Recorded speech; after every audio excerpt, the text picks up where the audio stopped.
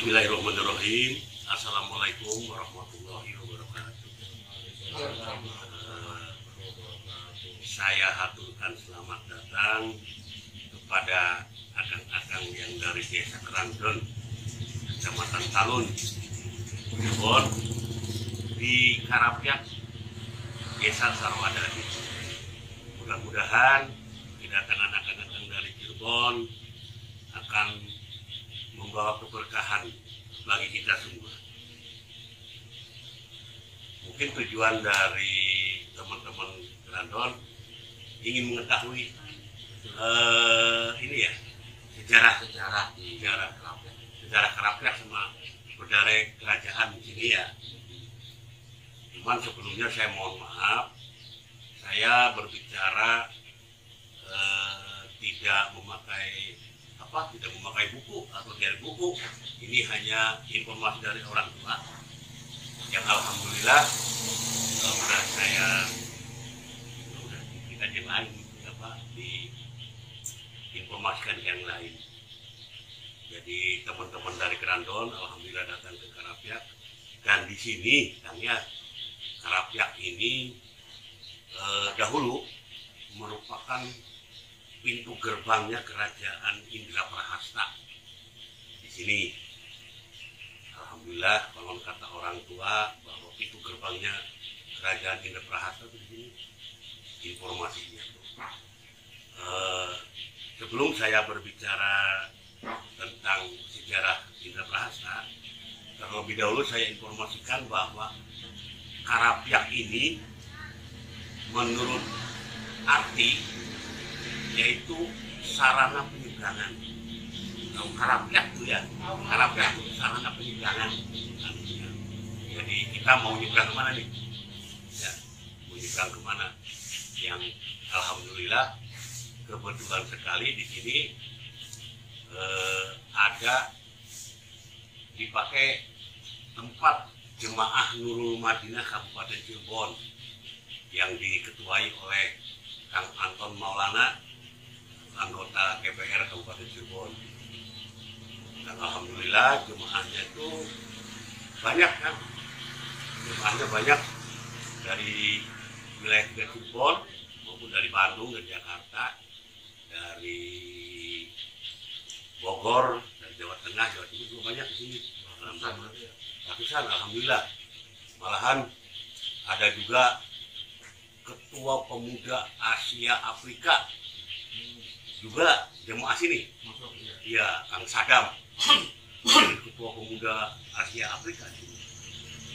Kemudian pernah juga datang ke Karapyak Zainal Abidin, Ketua Majelis Ulama Maroko, yang sengaja datang dari negara Maroko langsung ke Karapyak. Dia datang langsung ke Cengkareng, langsung ke Karapyak, kembali 2 hari lah di sini. Itu ya bukan saya informasikan inilah ya. Yang pasti bahwa alhamdulillah bahwa Karapyak ini merupakan walaupun orang Maroko juga bilangnya begini, nanti Karapyak katanya tempat siarnya agama Islam mulai dari Karapyak. Jadi begitu, jadi banyak sekali alhamdulillah jemaah di Karapyak, terutama untuk malam Kamis. Seperti tadi malam semuanya betul semua. Berarti ya, makanya saya mengharapkan teman-teman yang dari Kerandon ini, maaf nih ya, karena dulu kita ini satu, Cirebon Girang, Kerandon, Sarwadadi ini tempat pemerintahannya kerajaan Indraprahasta. Mungkin kalau tepatnya mungkin di ini, tapi kan kawasan ininya. Malahan kerajaan Indraprahasta itu dari mulai daerah apa? Bukan, di daerah sana lagi. Aduh, lupa saya. Pokoknya mah dari daerah sebelum Karawang sini sampai Brebes itu wilayah kerajaan Indraprahasta. Dan kita ini Sarwadadi, Cirebon Girang sama Karandon ini pusat pemerintahannya. Dan kebetulan di sini Karapyak ini pintu gerbangnya kata orang tua. Jadi di Karapyak ini alhamdulillah Makanya saya mengharapkan teman-teman yang dari Kerandon ataupun Girang dari Tarwadadi bisa mengetahui lah, setidaknya bisa menggendakularkan kepada anak cucu kita bahwa di desa Tarwadadi sekitarnya itu pernah ada kerajaan, biar anak cucu kita tahu gitu. Itu begini, kerajaan Indraprahasta itu berdiri tahun 363 Masehi, belum Islam. Kanjeng Nabi secara lahir belum lahir. Jadi 363 Masehi sampai 769. Ini ada kerajaan besar di sini. Malahan menurut orang tua bahwa semua kerajaan yang ada di Nusantara itu berawal dari kerajaan Indraprahasta dan kerajaan Tarumanegara. Saya bilang kerajaan Indraprahasta sama kerajaan Tarumanegara karena antara pendiri kerajaan Indraprahasta sama pendiri kerajaan Tarumanegara itu masih bersaudara. Waktu tahun 363.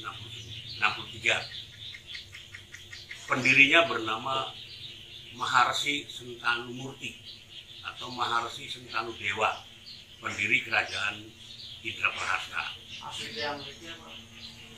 Dari India. Dari India.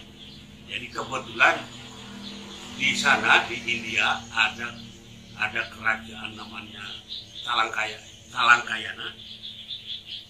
Kebetulan waktu itu ada penjajah di kerajaan India itu. Yang menjajah itu kalau nggak salah Samudragupta. Jadi kebetulan Maharsi Sentanu ini dari India, tepatnya dari Sungai Gangga, hulu Sungai Gangga, Gunung Himalaya. Makanya lambat laun, kemudian setelah ada beberapa raja yang ada di Indraprahasta, itu mereka kangen akan kampung halaman. Makanya waktu itu dia membuat duplikat Sungai Gangga yang arahnya dari Tarwadadi menuju Kerandon itu ya ke sana. Jadi duplikat Sungai Gangga India. Di kebetulan ada setunya tuh setu Gangga yang di Kali Tanjung ada kerajaan itu kan ada namanya. Nah, Kali Suba di sini. Di sana ada setu di Kali Tanjung tuh. Ini namanya setu Gangga atau Gangga Nadi. Nah, saya tuliskan bahwa ada 14 raja yang pernah menjadi raja di kerajaan Indraprahasta. Yang kebetulan ada namanya Raja Prabu Andabuana, yaitu raja ke-9 Indraprahasta, di mana di sana kebetulan zamannya Kanjeng Nabi Muhammad. Kanjeng Nabi Muhammad pernah mengutus mantunya atau Sayyidina Ali untuk memantau atau mengobservasi orang-orang dunia timur yang kebetulan kita semua. Alhamdulillah, jadi Kanjeng Nabi pernah mengutus sahabatnya datang kebetulan datangnya ke Indraprahasta. Kebetulan Prabu Andabuana waktu itu punya mantu juga di sini, namanya Rahyang Sancang. Rahyang Sancang sama Aji Guru Putih. Aji Guru Putih itu Raja Sumedang. Jadi Sayyidina Ali pas di sini mempunyai sahabat Rahyang Sancang dan Aji Guru Putih. Itu mantunya Prabu Andabuana. Itu tahun 618. Tahun 618. Alhamdulillah, mudah-mudahan barokahnya untuk kita semuanya. Karena Kanjeng Nabi mengatakan bahwa padahal itu jauh sebelumnya ya, nanti setelah dia observasi, memantau di sini, nanti orang dunia timur lah akan saya berikan selalu keberkahan. Karena walaupun bagaimana tidak seperti mungkin di daerah barat atau daerah sananya ya, bahwa orang-orang dunia timur ini sangatlah mencintai saya, kata Kanjeng Nabi. Walaupun mereka tidak ketemu saya, tapi mereka sangat mencintai saya, kata Kanjeng Nabi. Sehingga diobservasi ke sini kan, pantau. Dan alhamdulillah kita bukan di Karapet saja, sekitar semuanya warga dunia timur yaitu Nusantara, alhamdulillah selalu berselawat kan ya, yang notabene kan memohon keselamatan dari Kanjeng Nabi. Yang mudah-mudahan lah anda semuanya mendapat syafaat dari Kanjeng Nabi. Saya teruskan kepada sejarah Indraprahasta. Kerajaan Indraprahasta ini berakhir tahun 769. Raja waktu itu namanya Wiratara, yang kebetulan Raja Wiratara ini pada saat perebutan kerajaan Galuh, dia membantu kudeta, penggulingan kerajaan yang digulingkan itu Prabu Bratasena, yang menggulingkannya Purbasura. Jadi kebetulan orang-orang Indraprahasta ngebantu kudeta, dan memang pasukan Indraprahasta itu waktu zaman dahulu itu sangat disegani, sangat pintar untuk berperang. Lah, ribuan ini yang pasti bahwa terkenal sekali akan armada laut, karena menurut orang tua bahwa Sarwadadi itu dulu pantai kan? Jadi ada pantai Simandung, namanya pantai Simandung, makanya karena orang tua itu bahwa Sarwadadi itu tinggi pantai, makanya kebetulan armadanya sangat kuat. Jadi kira ke sana mungkin masih laut itu ya, kalau kitanya pantai gitu kan. Kita pantai. Nah, pada saat Prabu Wiratara membantu kudeta penggulingan Bratasena, ini kan Bratasena melarikan diri tuh. Yang jadi kan Purbasura di sini. Jadi raja. Bratasena ini lari ke Kalingga. Kebetulan dia itu mantunya Ratu Sima di Kalingga. Di Kalingga, dan waktu dia melarikan diri bersama istri sama anaknya, namanya itu Sanjaya. Setelah anaknya besar gede, itu Sanjaya ini dendam terhadap Raja Galuh, termasuk pasukan Indraprahasta. Waktu itu walaupun sebagaimana kuatnya, dia lebih kuat lagi mungkin, yang akhirnya timbul perang lagi. Dan alhamdulillah ini Sanjaya ini waktu bulan dendam ini menang lagi, jadi digulingkan lagi tuh Raja Purbasura digulingkan lagi. Malahan kerajaan Indraprahasta ini di bumi hangus. Kalau kata orang tua mah sirnaing bumi. Waktu 769 Masehi. Ya, itu dihangus sama Sanjaya. Yang kebetulan Sanjaya ini juga sebagai Raja Sunda yang kedua. Jadi Raja Sunda yang kedua namanya Sanjaya, yang membumbui hangus ini. Kalau Raja Sunda pertama itu namanya Tarusbawa. Kalau Raja Galuh pertama itu namanya Prabu Wertikandayun, itu Raja Galuh. Nah, saya kembali lagi ke Indraprahasta, sirnaing bumi. Nah, setelah kerajaan Indraprahasta sirnaing bumi, dia sangat menyesal Sanjaya ini, Prabu Sanjaya ini, karena walaupun bagaimana leluhurnya masih leluhurnya dia, karena antara Prabu Bratasena sama Basura yang tadi itu tuh masih saudara. Ada ikatan, hanya mungkin dari turunan istri yang berapa gitu. Jadi pada saat itu tuh timbul ini kan.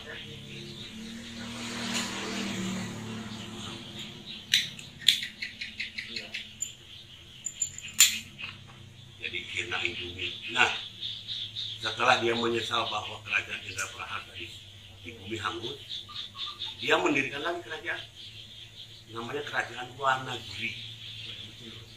Ya, setelahnya Indraprahasta di bumi hangus juga tidak ada apa-apa, tapi sangat menyesal. Ini Sanjaya ini membangun lagi kerajaan di sini lagi. Berarti tempat posisinya tetap beda kerajaan, beda nama. Yang tadi kerajaan Indraprahasta kemudian berlanjut kerajaan Wanagiri. Kerajaan Wanagiri.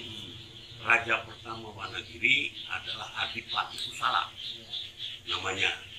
Masih saudaranya itu, masih turunan daripada Indraprahasta. Sebetulnya masih berkaitan lah ya, di antara saudara lah, perebutan kekuasaan lah. Nah, kerajaan Wanagiri ini dengan Prabu Adipati Kusala, pintu gerbangnya juga katanya di sini sekarang, tetap di sini. Nah, setelah itu di abad ke-15, ada itu abad 9, di abad 15 itu raja terakhir kerajaan Wanagiri itu namanya Gangga Permana. Dan ini juga dia punya anak. Gangga Permana ini punya anak Citra Kirana.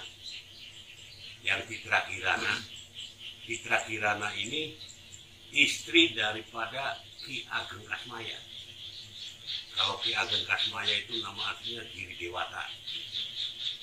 Yang punya saudara namanya Brata Legawa.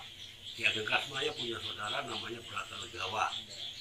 Sama Nyi Geden Banawati. Nah, Brata Legawa ini itu Haji Purwa Nusantara. Jadi ya Haji Nusantara pertama Pak. Namanya Brata Legawa. Jadi kalau pengen ada niatan itu ya adoro lah. Ki Geden Brata Legawa itu haji pertama di Nusantara menurut orang tua. Jadi masih saudaranya Ki Ageng Kasmaya. Dan Ki Ageng Kasmaya ini menamakan padepokan atau mandala atau kabuyutan Karapyak ini dulunya itu Sorak Dadi.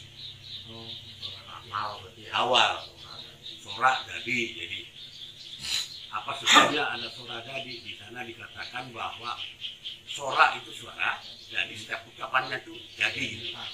Dia sangat menghormati akan orang tuanya. Jadi Ki Geden Kasmaya itu sangat menghormati orang tuanya yang bernama Prabu Burisura Suradipati. Itu Raja Galuh, Raja Sunda Galuh, bapaknya Ki Geden Kasmaya waktu itu.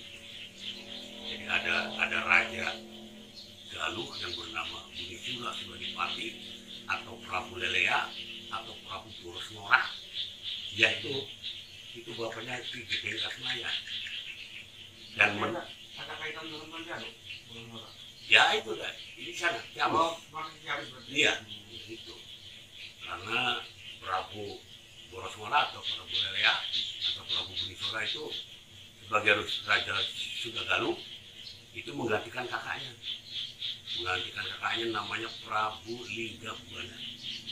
Jadi Prabu Linggabuana gugurnya itu di Tuban. Makanya dulu terkenal sekali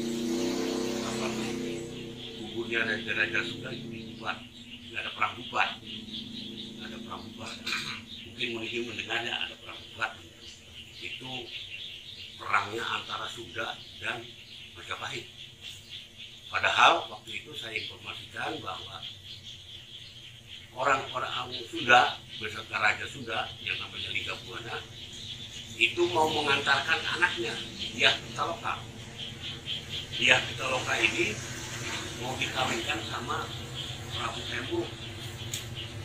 Nah, Dyah Pitaloka mau kawin sama itu dan ada tuduhan. Jadi si perempuan, calon pengantin perempuan itu yang datang laki-laki, tidak seperti sekarang. Sekarang kan laki-laki yang datang ke perempuan. Kalau dulu perempuan datang ke ini, itu cerita yang ada. Dulu tuh begitu.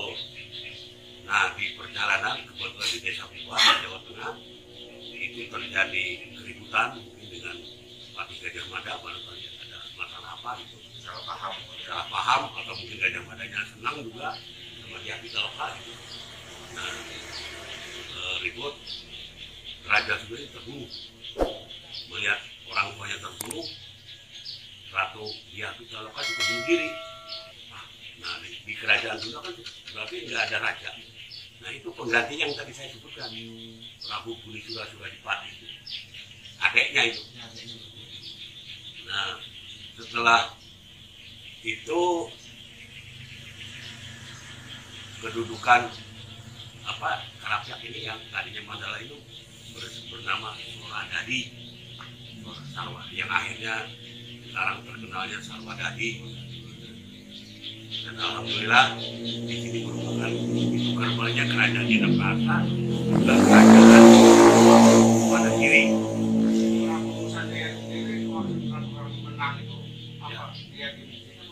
Enggak, dia kan sebagai Raja Sunda juga sebagai Raja Kalingga, Mataram. Ya, Mataram. Jadi dia sebagai Raja Mataram kuno kan? Yang di sini.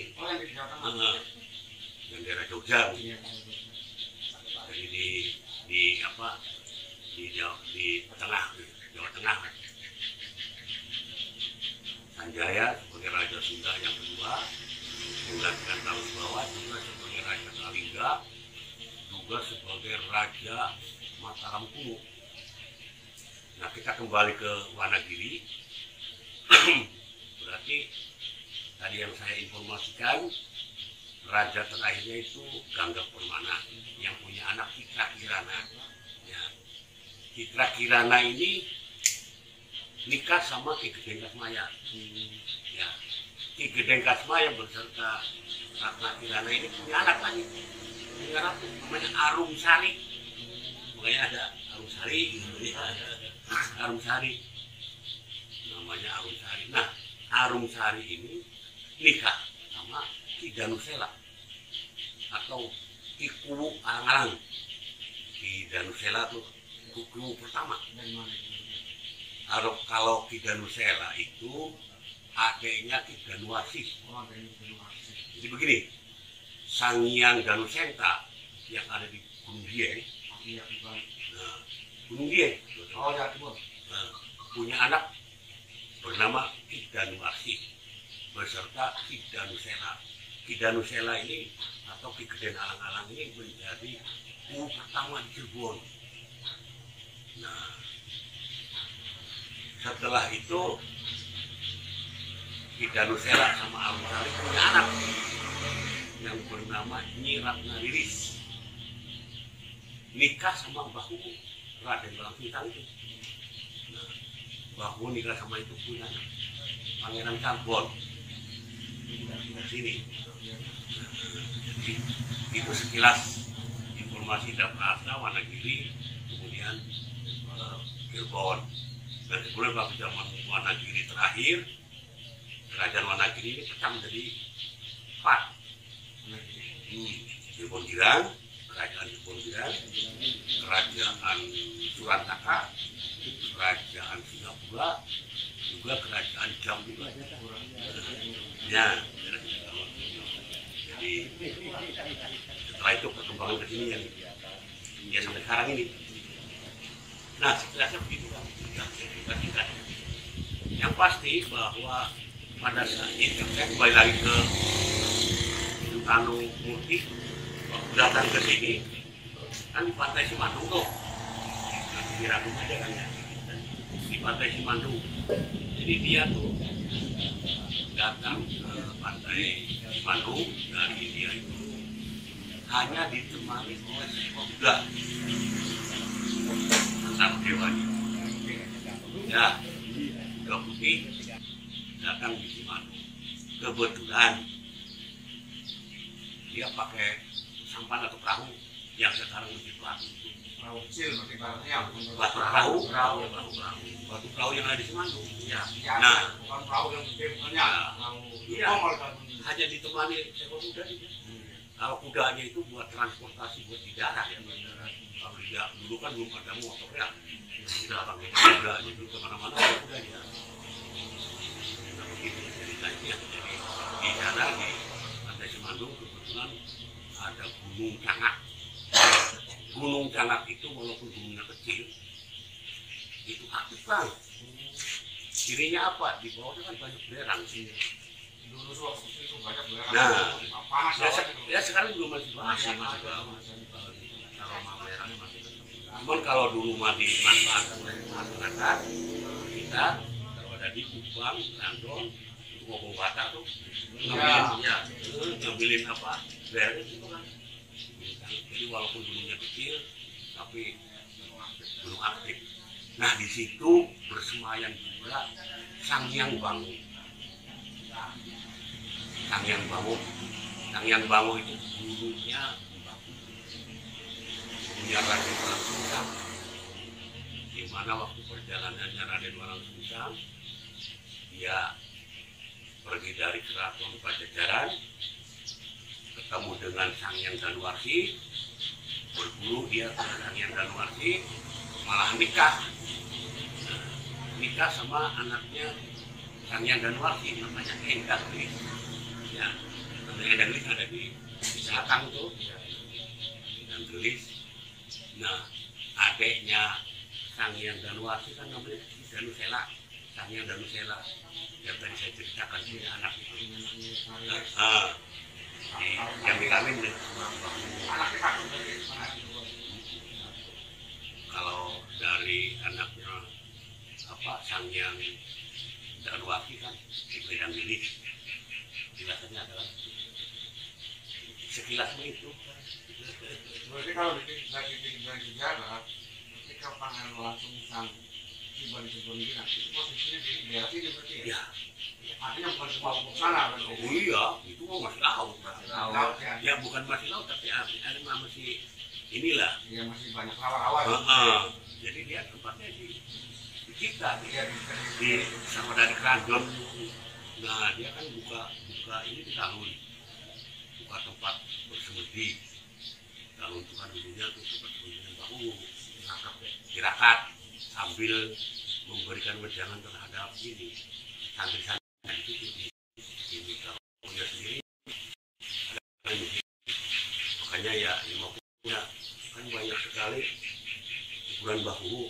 Iya kalau kuburan ketilasan. Nah bahunya di mana? Ya mungkin ada di sekitar kita sekarang nih. Jadi setiap desa kan ada baku. Ya iya. Aduh, alhamdulillah. Jadi Sang Hyang Bangu ini gurunya baku yang memberikan hikmah banyak. Kalau di Kandung kan ada bahasa apa? Kuncung putih. Itu sama nggak dengan? Ya sama aja itu. Sang Hyang Bangu itu berarti silakannya. Mungkin Ari Kudu mungkin ketemu Bangu.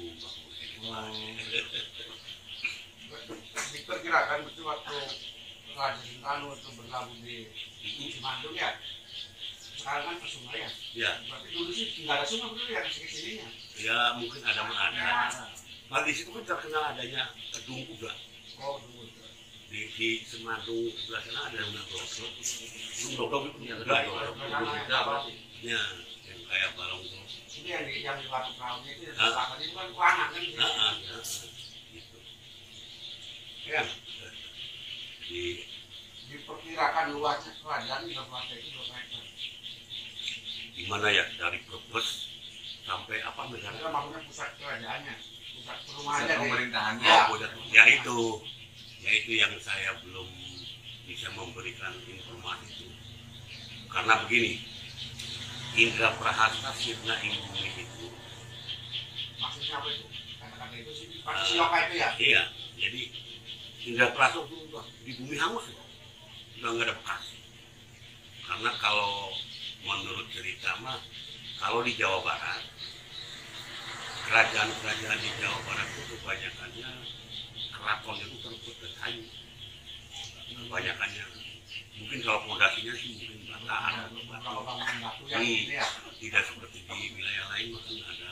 Makanya hilangnya bekas Makanya mungkin kalau di bumi hangus kan mau dibakar. Iya, Kemudian berlanjutnya meletusnya Gunung Ciremai tahun 900, tahun 1200 barangkali. Iya, makanya Sarwadadi di Kerano ini kan batu itu kan banyak. Batunya banyak. Nah, ya barangkali gitu. Makanya menurut saya kan memunculkan situsnya kerajaan Jeda Prasa, saya nggak bisa. Mungkin saya bisa menerangkannya itu aja. Pelakunya Mbahmu apa pelakunya Sentanu. ya kayak apa dasar Nah, Yang di bawah itu kan ada namanya Duku Suhung tuh. Nah, itu gimana itu Duku Suhung? Dukusung. Ya, Kali ada kaitannya dengan informasi tadinya? nggak ada. Oh nggak ada. Nggak ada. Hanya mungkin udah kesini lah. Mungkin udah zaman Mbahmu barangkali. Nah, itu kan Dukusung kan kata-kata Iya, Pak. Iya. Ibaratnya Duku kan nanti sebuah desa ya. Suhung kan ada orangnya. Ada orangnya. Mungkin ketika waktu mau perang jaya, mereka itu mengungsi semua ke masyarakat itu. Barangkali situ. Kalau dia barangkali ada kaitannya ke situnya gitu.